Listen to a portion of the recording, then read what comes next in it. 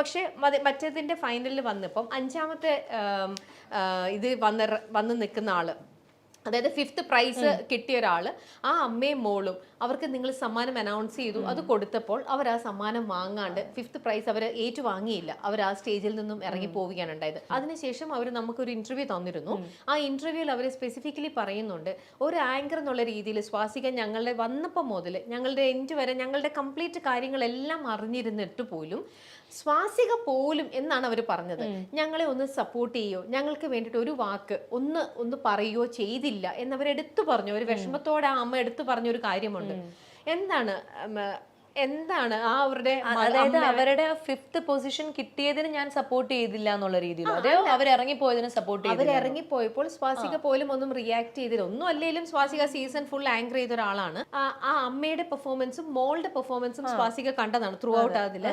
എന്നിട്ട് അവർക്ക് 5ാമത്തെ സ്ഥാനമാണ് ലഭിച്ചിരിക്കുന്നത് എന്ന് അറിഞ്ഞപ്പോൾ അവരത് സ്വീകരിക്കാതെ ഇറങ്ങിപ്പോയി. ഇതാണ് ഇൻസിഡന്റ്. അപ്പോൾ സ്വാസിക അതിനെ ഒന്നും അവർക്ക് വേണ്ടിയിട്ട് ഒന്ന് സപ്പോർട്ടീവ് ആയിട്ടുള്ള ഒരു സംസാരമോ അവർക്ക് വേണ്ടി എന്താ വെച്ച് കഴിഞ്ഞാൽ, ഇപ്പം നമ്മള് ഒരു കോമ്പറ്റീഷനിൽ പങ്കെടുക്കുമ്പോൾ, ഇപ്പം ചേച്ചിയാണെങ്കിലും നമ്മളൊക്കെ യൂത്ത് ഫെസ്റ്റിവലിനൊക്കെ പങ്കെടുത്തിട്ടുള്ള ആൾക്കാരാണ്. അങ്ങോട്ട് നമ്മുടെയൊക്കെ കുറെ പൈസയൊക്കെ പോകും. നമ്മൾ സബ് ജില്ലയിൽ നന്നായിട്ട് കളിക്കും, ഫസ്റ്റ് കിട്ടും. റവന്യൂവിൽ നന്നായിട്ട് കളിക്കും. നമ്മൾ സ്റ്റേറ്റിൽ കളിക്കുമ്പോൾ നമുക്ക് കിട്ടില്ല എന്ന് വിചാരിച്ചിട്ട് നമ്മൾ കിട്ടുന്ന എ ഗ്രേഡ് അല്ലെങ്കിൽ നമുക്ക് കിട്ടുന്ന സെക്കൻഡ് പ്രൈസ് വേണ്ട എന്ന് വെച്ചിട്ട് കൂടെ ഫസ്റ്റ് കിട്ടിയ ആൾക്കാർ കുറ്റം പറയുക, അല്ലെങ്കിൽ മൊത്തം ഗവൺമെന്റിന് കുറ്റം പറയുക, അതൊന്നും അല്ലല്ലോ. അല്ലെങ്കിൽ ഞാൻ റവന്യൂവിലും സബ് ജില്ലയിലും ഞാൻ നന്നായി കളിച്ചു, ആ കളി വെച്ചിട്ടല്ലേ എന്നെ സ്റ്റേറ്റിൽ ഇതാക്കണ്ടേ, അങ്ങനത്തെ ഒരു മാനദണ്ഡം ഇല്ല. അത് ഇവർക്ക് എന്തുകൊണ്ട് മനസ്സിലാവാത്തതെന്ന് വെച്ചാൽ എനിക്കറിയില്ല. കാരണം ഏതൊരു റിയാലിറ്റി ഷോൻ്റെയും ഒരു എന്താ പറയുക, മെയിൻ ഒരു കാര്യം എന്ന് പറഞ്ഞു കഴിഞ്ഞാൽ ഫിനാലയിൽ അവർ എന്ത് പെർഫോം ചെയ്യുന്നു എന്നുള്ളതൊരു വെച്ചിട്ടാണ് അവർക്ക് ഫസ്റ്റ് പ്രൈസ് കൊടുക്കുന്നത്. അതിപ്പം നമ്മുടെ മ്യൂസിക് കോമ്പറ്റീഷൻ ആയിക്കോട്ടെ, ഡാൻസ് റിയാലിറ്റി ഷോസ് ആയിക്കോട്ടെ, എല്ലാം നടന്നു വന്ന ആ ചരിത്രം നോക്കിയാൽ അങ്ങനെയാണ്. അവർ സെമി ഫൈനലിൽ ഫുൾ മാർക്ക് കിട്ടിയിട്ട് ഫിനാലേക്ക് അവർക്ക് ചെയ്യാൻ പറ്റിയില്ലെങ്കിൽ നമ്മൾ കേട്ടിട്ടില്ലേ, 1 മാർക്കിന് നിങ്ങൾക്ക് പോയി, 0.5 മാർക്കിന് നിങ്ങൾക്ക് പോയി. ഈവൻ മിസ് വേൾഡ് കോമ്പറ്റീഷൻ ഒക്കെ അങ്ങനെ തന്നെയല്ലേ. എല്ലാം മാറിപ്പോകുന്നത് എങ്ങനെയാണ്? വേണ്ട, നമ്മുടെ സിനിമ ഇത് നോക്കുമ്പോൾ സ്റ്റേറ്റ് അവാർഡും നാഷണൽ അവാർഡും ഒക്കെ മമ്മൂക്കയും ലാലേട്ടനും ഒരുമിച്ച് മത്സരത്തിൽ വരും. മത്സരത്തിൽ വന്നിട്ട് മമ്മൂക്ക ഇതിനു മുമ്പ് ഭയങ്കര അഭിനയിച്ചു, അല്ലെങ്കിൽ ലാലേട്ടൻ ഇതിനു മുമ്പ് ഭയങ്കര അഭിനയിച്ചു.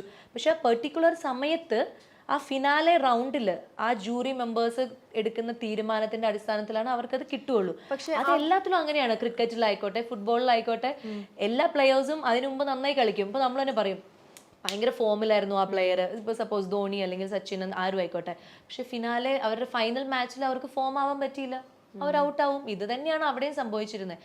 ഇവർ അതിന് മുൻപ് എല്ലാ പെർഫോമൻസും ചെയ്തപ്പോഴും ഇവർക്ക് നല്ല മാർക്സ് കിട്ടിയിരുന്നു, ചില മാർക്ക് കുറവായിരുന്നു. പക്ഷെ അന്നത്തെ ഫിനാലെ റൗണ്ടിൽ ഇവർ ചെയ്ത 3 പെർഫോമൻസിന് ഇവർക്ക് മാർക്ക് കുറവായിരുന്നു.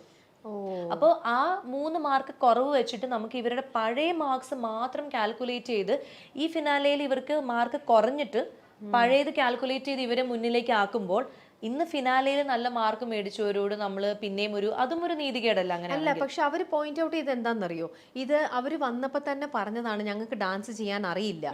ഈ ഒരു പ്രോഗ്രാം എന്ന് പറയുന്നത് തീർച്ചയായിട്ടും അമ്മയും കുഞ്ഞും തമ്മിലുള്ള ബോണ്ടിങ്ങിന്റെ കാര്യം മാത്രമേ നമ്മൾ നോക്കുന്നുള്ളൂ, അത് മാത്രമാണ് നമ്മൾ ചെക്ക് ചെയ്യാന്നൊക്കെയാണ് നിങ്ങൾ പറഞ്ഞിരുന്നത്. പക്ഷെ ലാസ്റ്റ് വന്നപ്പോഴത്തേക്ക് ഈ ഡാൻസിന്റെ പേരും പറഞ്ഞുകൊണ്ടാണ് നിങ്ങൾ അവർക്ക് അവർക്ക് അങ്ങനെ ഒരു തെറ്റിദ്ധാരണ ഉണ്ടാവുകയാണ് ചെയ്യുന്നത്. കാരണം അവർ ഡാൻസ് അറിയാത്ത ഒരു കണ്ടസ്റ്റന്റ് ആണെന്ന് അവർ തന്നെ സമ്മതിച്ചു. നമ്മൾ ഈ സൂപ്പർ അമ്മയും മകളുടെയും പല റൗണ്ട്സിലും ഡാൻസ് കൊടുത്തിട്ടുണ്ട്. എന്നിട്ടും അവരതിൽ മാർക്ക് മേടിച്ച് അവർ 5th പൊസിഷനിൽ അങ്ങനെയാണെങ്കിൽ വരില്ലല്ലോ. ഡാൻസ് അറിയാത്ത അമ്മയും മകളും ആണ്, അവർക്ക് എല്ലാത്തിലും മാർക്ക് കുറവാണെങ്കിൽ അവർ ആദ്യം ഔട്ട് ആവേണ്ടല്ലേ. പക്ഷെ അവർ 5th പൊസിഷൻ വരെ, ഫൈനലിൽ വരെ വന്നത് ഇതേ ഡാൻസ് റൗണ്ടിൽ മാർക്ക് മേടിച്ചിട്ട് തന്നെയാണ്. അവർ കോമഡിയിൽ ഡാൻസ് കളിച്ചു, അല്ലാത്തതിൽ ഡാൻസ് കളിച്ചു, ഹിസ്റ്റോറിക്കൽ റൗണ്ടിൽ ഡാൻസ് കളിച്ചു. ഈ ഡാൻസ് കളിച്ച് തന്നെയാണ് അവർ 5th പൊസിഷനിൽ അല്ലെങ്കിൽ ഫിനാലെ വന്നത്. ആ 5 സൂപ്പർ അമ്മയിൽ വന്നത് അങ്ങനെ തന്നെയാണ്. അപ്പൊ ഡാൻസ് അറിയാത്ത ആൾക്കാരാണെങ്കിൽ, അല്ലെങ്കിൽ നമുക്കൊരു ഡാൻസ് ടീച്ചർ ഉണ്ടായിരുന്നു, അവരൊക്കെ ആദ്യം ഔട്ടായി പോയി. അവർ ഡാൻസ് ടീച്ചറാണ്, അവരാദ്യം ഔട്ടായി പോയി. വേറെ നന്നായി ഡാൻസ് കളിക്കുന്ന കുറെ ആൾക്കാർ ആദ്യം ഔട്ടായി പോയി. ഇവർ 5th വരെ വന്നു. അപ്പൊ അങ്ങനെ ഡാൻസിന്റെ സംഭവമല്ല. ഫിനാലയിൽ നമ്മൾ കൊടുത്ത റൗണ്ടിൽ ഒന്ന് അവരുടെ സിഗ്നേച്ചർ റൗണ്ട് ആയിരുന്നു കൊടുത്തത്. ആ സിഗ്നേച്ചർ റൗണ്ടിൽ അവർക്ക് ഏറ്റവും സ്ട്രോങ് ആയിട്ട് തോന്നുന്ന ഏത് പെർഫോമൻസ് ആയിരുന്നു അത് കാഴ്ചവെക്കാം. അവർ കാഴ്ചവെച്ചത് സ്കിറ്റ് ആയിരുന്നു. അത് തന്നെയാണ് അവരുടെ സ്ട്രോങ് ഇതും. അവർ ഇംപ്രവൈസ് ചെയ്ത് നന്നായിട്ട് അവർ സ്റ്റേജ് ഹാൻഡിൽ ചെയ്യുന്ന അമ്മയും മകളും തന്നെയാണ്. പക്ഷെ അന്നത്തെ ദിവസം അവർ ചെയ്ത പെർഫോമൻസ് ബിലോ ആവറേജ് ആയിരുന്നു. അത് ലാൽ ജോസ് സാറും MG ശ്രീകുമാർ സാറും ശ്വേതാജിയും ഞാനും ഞാൻ പിന്നെ ജഡ്ജ്മെന്റ് പാനലിലേക്ക് പോയില്ല, പക്ഷെ ഇവര് 3 പേരുമാണ് ജഡ്ജ്മെന്റിൽ ഇരിക്കുന്നത്. അവര് എല്ലാവരും കൊടുത്ത മാർക്ക് അങ്ങനെയായിരുന്നു, 10 ബിലോ ആവറേജ് മാർക്കാണ് അവർക്ക് കൊടുത്തത്. അപ്പൊ നമ്മൾ ഡിസ്കസ് ചെയ്യുമ്പോഴും അവർ പറയുന്നത് അങ്ങനെയാണ്, അതായത് കേട്ടും അടുത്ത കോമഡിയും ടൈമിംഗ് തെറ്റിപ്പോവുക, മറന്നു പോവുക, ബ്ലബ്ലബ അടിക്കുക, ഇതൊക്കെ അവർ സ്റ്റേജിൽ സംഭവിച്ചു. അത് മനുഷ്യ സഹജമാണ്. നമ്മൾ പറയൂല്ലോ സരസ്വതി വിളങ്ങണം ആ സമയത്ത്, എന്നാലേ നമുക്ക് ഈ വർത്തമാനങ്ങൾ കറക്റ്റ് ആയിട്ട് പറയാൻ പറ്റുള്ളൂ. ഇവര് ലൈവാ ചെയ്തത്, പക്ഷെ ഇവര് ലൈവ് ചെയ്തിട്ട് 10ൽ 10 മാർക്ക് മേടിച്ചിട്ടുണ്ട്. ഇവര് ലൈവ് സ്കിറ്റ് കോമഡി ചെയ്തിട്ട് ഫുൾ എൻറ്റയർ ക്രൂ നിന്ന് കൈയടിച്ചിട്ടുണ്ട്. പക്ഷെ അതേ ആൾക്കാർ അമ്മയും മകളുമായിട്ട് അതേപോലെ തന്നെ കോമഡി ഇവർ ചെയ്തപ്പോൾ ഇപ്രാവശ്യം അവർ പാളിപ്പോയി, അവർ ലാഗ് അടിച്ചു, അവര് തെറ്റി, അങ്ങനെ സംഭവിച്ചു പോയി. അത് അവരുടെ കുറ്റമല്ല. അപ്പം മാർക്ക് ഇടുന്ന സമയത്ത് ജഡ്ജ് അത് നോക്കിയിട്ടാണ് മാർക്ക് ഇടുള്ളൂ. പിന്നെ അവർക്ക് കൊടുത്ത ഡാൻസ് റൗണ്ട്, അതിൽ പ്രത്യേകം റൂൾസിൽ പറഞ്ഞിട്ടുണ്ടായിരുന്നു, നിങ്ങളുടെ ഡാൻസ് അല്ല നമ്മൾ നോക്കുന്നത്, മൊത്തത്തിലുള്ള ഗ്രൂപ്പ് പെർഫോമൻസ്. അതുകൊണ്ട് അവർക്ക് ഒരു ഇതും കൂടി കൊടുത്തു, നിങ്ങളൊരു ഗ്രൂപ്പിനെ കൊണ്ടുവന്നോ, നല്ലൊരു ഡാൻസ് ടീമിനെ കൊണ്ടുവന്ന് നിങ്ങൾക്ക് ചെയ്യാം. നിങ്ങളുടെ മൊത്തത്തിലുള്ള പെർഫോമൻസിന് ഒരു ഓവറോൾ നമ്മളൊരു പെർഫോമൻസ് കാണുമ്പോൾ നമ്മൾ പറയുമല്ലോ വാവ് ഭയങ്കര ഒരു കൊള്ളാം എന്ന് പറയുമല്ലോ, അത് മാത്രമേ നോക്കുന്നുള്ളൂ. അല്ലാണ്ട് ഈ അമ്മയും മകളും എന്നല്ല, നമ്മുടെ കണ്ടസ്റ്റൻസിൽ ഒരു അമ്മയും മകളും ഡാൻസ് ചെയ്യുന്നത് മാത്രമല്ല നോക്കുന്നത്. അപ്പം ഇവർ കിട്ടിയ ഗ്രൂപ്പും ഇവരുടെ ആ ഒരു ഇതുണ്ടല്ലോ, നമ്മൾ ഗ്രൂപ്പിന്റെ കൂടെ കളിക്കുമ്പോഴും ആ ഗ്രൂപ്പിന്റെ ഒരു എനർജിയുടെ കൂടെ ഇവർക്ക് മാച്ച് ചെയ്യാൻ പറ്റുന്നില്ല, ഗ്രൂപ്പിന്റെ ടൈമിങ്ങിന്റെ കൂടെ ഇവർക്ക് തെറ്റ് പറ്റുന്നു, അല്ലെങ്കിൽ ഇവരുടെ പെർഫോമൻസ് ഗ്രൂപ്പ് ഡാൻസ് നമ്മളെപ്പോഴും കണ്ടുവരുന്ന ഒരു ഗ്രൂപ്പ് ഡാൻസ് ആയി മാറി എന്നാണ് ജഡ്ജസ് പറഞ്ഞത്. ഇതിന് മുൻപും ഇവർ ചെയ്തിട്ടുണ്ട് എന്നുള്ള രീതിയിലാണ് പറഞ്ഞത്. പക്ഷെ ഫസ്റ്റ് കിട്ടിയ ആൾക്കാർ നമ്മൾ ഇതുവരെ കാണാത്ത ഒരു സാധനം, നമ്മളെന്ന് പറഞ്ഞ ആ സ്റ്റേജിൽ നമ്മൾ കാണാത്ത ഒരു കാര്യം അവരെടുത്ത് കൊണ്ടുവന്നു. അപ്പൊ അത് ജഡ്ജസ് അവർക്കൊരു വാവ് കൊള്ളാലോ എന്ന് തോന്നിപ്പോയി. അവരുടെ അത് എല്ലാം ശ്രദ്ധിക്കും. നമ്മൾ എടുക്കുന്ന മ്യൂസിക് വളരെ ഇമ്പോർട്ടന്റ് ആണ് ഒരു ഡാൻസിന്. ഡാൻസ് ഒക്കെ ചെയ്യുമ്പോൾ അറിയാലോ, ചില നമ്മൾ അമ്പലത്തിലൊക്കെ ഉത്സവത്തിന് കളിക്കുമ്പോൾ ചില പാട്ട് നമുക്ക് ഭയങ്കര ഇഷ്ടമായിരിക്കും, നമ്മളത് ഡാൻസ് നല്ല ആസ്വദിച്ച് കളിക്കും, പക്ഷെ കാണുന്നവർ ഉറങ്ങി തൂങ്ങിയിട്ട് വേറെ പാട്ടില്ലേന്ന് ചോദിക്കും.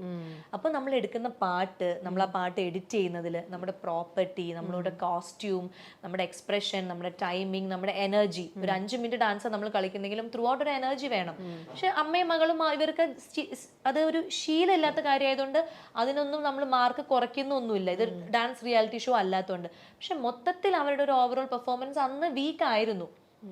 നമ്മൾ ഫസ്റ്റ് കിട്ടുന്ന പ്രതീക്ഷിച്ചിരുന്ന ഒരു അമ്മയും മകളും ഉണ്ടായിരുന്നു അന്ന് പെർഫോമൻസുകളൊക്കെ കണ്ടിട്ട്, പക്ഷെ അന്ന് അവർക്കും ബെറ്റർ ആയിട്ട് പെർഫോം ചെയ്യാൻ പറ്റിയില്ല. പക്ഷെ വേറൊന്ന് ഇവർ പറഞ്ഞതെന്ന് വെച്ചാൽ, നിങ്ങൾ ഓൾറെഡി ഈ ഷോയുടെ ഇൻ ബിറ്റ്വീനിലെന്തോ നിങ്ങൾ തന്നെ വേറൊരു ഇപ്പൊ കിട്ടിയവർക്ക് ഫസ്റ്റ് അവർക്ക് കൊടുക്കും എന്നൊരു പ്രോമിസ് ചാനലിന്റെ സൈഡിൽ നിന്നും കൊടുത്തിരുന്നു.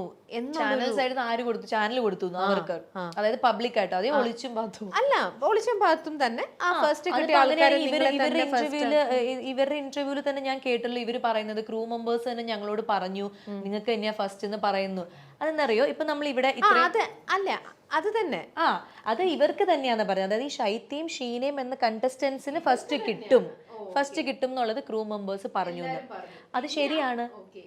ഞാൻ അടക്കമുള്ള ആളുകൾ സ്റ്റേജിൽ അത് ഇവരെ സപ്പോർട്ട് ഭയങ്കരമായിട്ട് ചെയ്യുന്നുണ്ട്. അതായത് ഞാൻ വലിയ പ്രതീക്ഷ ആയിരിക്കാം, ഞാൻ എപ്പോഴും ഇവർ ഇൻട്രൊഡ്യൂസ് ചെയ്യുമ്പോൾ നമ്മുടെ സ്ട്രോങ് കണ്ടസ്റ്റന്റ് ആയിട്ടുള്ള അല്ലെങ്കിൽ നമ്മുടെ എനർജറ്റിക് കണ്ടസ്റ്റന്റ് ആയിട്ടുള്ള ഇവരെ സ്റ്റേജിൽ നിർത്തിയിട്ട് ഞാനും ശ്വേതാജിയും മറ്റുള്ള കണ്ടസ്റ്റൻസിനോട് പറയും, നിങ്ങൾ ഇവരെ കണ്ട് പഠിക്കണം. ഇവരുടെ ഒരു എന്താ പറയാ സ്പോണ്ടേനിയസ് ആയിട്ട് കാര്യങ്ങൾ എടുക്കുന്നതും എന്ത് ടാസ്ക് കൊടുത്താലും അവർ ചെയ്യും, ഒരു മടിയില്ലാതെ. അമ്മയും മകളും അച്ഛനും ഒക്കെ ചെയ്യും. അപ്പൊ ഞങ്ങൾ എല്ലാവർക്കും പറയും, നിങ്ങൾ ഇവരെ മാതൃകയാക്കും, ഇവരെത്ര ഭംഗിയായിട്ടാണ് ഓരോ കാര്യങ്ങൾ ഹാൻഡിൽ ചെയ്യുന്നത്, അതൊക്കെ ഞങ്ങൾ പറഞ്ഞിട്ടുണ്ട്. അപ്പൊ നമ്മൾ വിചാരിച്ചു ഇവർക്ക് കിട്ടും, അല്ലെങ്കിൽ ക്രൂ മെമ്പേഴ്സ് വിചാരിച്ചു. ഇപ്പൊ ഇവിടെ നമ്മൾ ഇത്രയും പേര് ഇരിക്കുമ്പം എല്ലാവർക്കും ഒരു നടനെ അല്ലല്ലോ ഇഷ്ടം. ഇപ്പൊ മറ്റു നടനെ ഇഷ്ടമാകുമ്പോൾ അവർ പറയും നിങ്ങൾക്ക് കിട്ടും, അങ്ങനെ ഒരു പ്രതീക്ഷ കൊടുക്കും. പക്ഷെ ചിലപ്പോൾ കിട്ടില്ല. അത് വെച്ചിട്ട് അപ്പൊ എനിക്ക് ഏറ്റവും ഞാൻ അവർ ആ സ്റ്റേജിൽ അവരെ സപ്പോർട്ട് ചെയ്ത് പറയാത്തതിന്റെ മെയിൻ ഒരു റീസൺ എന്ന് പറഞ്ഞു കഴിഞ്ഞാൽ, എന്ത് തന്നെ ആയിക്കോട്ടെ, എന്ത് തന്നെ ഇഷ്യൂസ് ആയിക്കോട്ടെ, എങ്ങനെ വന്നാൽ അത് പറ്റിച്ചു, അത് എന്ത് വാട്ടെവർ, നമ്മളൊരു സ്റ്റേജിൽ നിന്ന് നമ്മൾ അത്രയും ഒരു വർഷം ആ സ്റ്റേജ് തൊട്ട് തൊഴുത് നമ്മളവിടെ ഡാൻസ് കളിച്ചു, നമ്മൾ പാട്ട് പാടി, ആ അമ്മയുടെ അരങ്ങേറ്റം ആ സ്റ്റേജിലാണ് നടന്നത്, നമ്മൾ അത് ചെയ്തു. അവർ ഒരുപാട് കാര്യങ്ങൾ ആ സ്റ്റേജ് ചെയ്തു. അവരുടെ ലൈഫിലെ കുറെ നല്ല മുഹൂർത്തങ്ങളും, അവരുടെ എന്തോ വീട്ടിൽ പ്രശ്നങ്ങൾ ഉണ്ടായിരുന്നു, അത് സോൾവ് ചെയ്തു. അവരുടെ അമ്മയായിട്ടുള്ള സ്നേഹബന്ധം, ഭർത്താവുമായിട്ടുള്ള സ്നേഹബന്ധം, മകളുമായിട്ടുള്ളത്, അങ്ങനെ ഒത്തിരി നല്ല ഓർമ്മകൾ സമ്മാനിച്ച ഒരു സ്റ്റേജ് തന്നെയായിരുന്നു. അവരിന്ന് തൊട്ട് ഒരു 5 മിനിറ്റ് മുമ്പ് അവർ പറഞ്ഞതാണ്, ഈ സ്റ്റേജാണ് എൻ്റെ ജീവിതത്തിലെ ഈ നിൽക്കുന്ന 5 പേരും എനിക്ക് എൻ്റെ ഫാമിലി പോലെയാണ്, ഈ കണ്ടസ്റ്റൻസ് എല്ലാവരും എൻ്റെ ഫാമിലി പോലെയാണ്. എന്നൊക്കെ പറഞ്ഞ ആള് ഒരു 5ാമത്തെ സ്ഥാനമാണ് കിട്ടിയെന്ന് പറഞ്ഞപ്പോഴേക്കും അവിടെ നിന്ന് വാക്കൗട്ട് ചെയ്ത് പോകുന്നത്. അത് ഞാൻ ഇപ്പോഴും അത് വളരെ, എനിക്ക് ഒരു മടിയില്ല അത് പറയാൻ. ഒരു കലാകാരനും കലാകാരിയും അത് ചെയ്യാൻ പാടില്ല. പക്ഷെ അവര് എന്നിട്ട് നമ്മുടെ ഇന്റർവ്യൂവിൽ വന്നപ്പം അവര് ശ്വേതാജിയുടെ അടുത്ത് മാപ്പ് ചോദിക്കുന്നു. അവരുടെ ശ്വേതാജിയുടെ അടുത്തല്ലല്ലോ മാപ്പ് ചോദിക്കേണ്ടത്. ശ്വേതാജിയുടെ അടുത്തും അല്ലെങ്കിൽ ലാൽജോ സാറിന്റെ അടുത്തും അല്ലെങ്കിൽ ചാനലിന്റെ അടുത്തും അല്ല മാപ്പ് ചോദിക്കേണ്ടത്. ദൈവമായിട്ട് നമുക്ക് തന്ന ഒരു കഴിവിനെ നമ്മളൊരു സ്ഥലത്ത് പ്രസന്റ് ചെയ്തു. അവിടെ നമ്മളൊന്ന് തോറ്റു പോകുമ്പോൾ നമ്മൾ ആ സമ്മാനത്തിനെയും ആ കഴിവിനെയും നമുക്ക് അപ്പൊ അവരെന്നെ പറയണ്ടല്ലോ ഞാൻ ഒന്നും അല്ലാതായി. അതെങ്ങനെ ഒന്നും അല്ലാതാവും?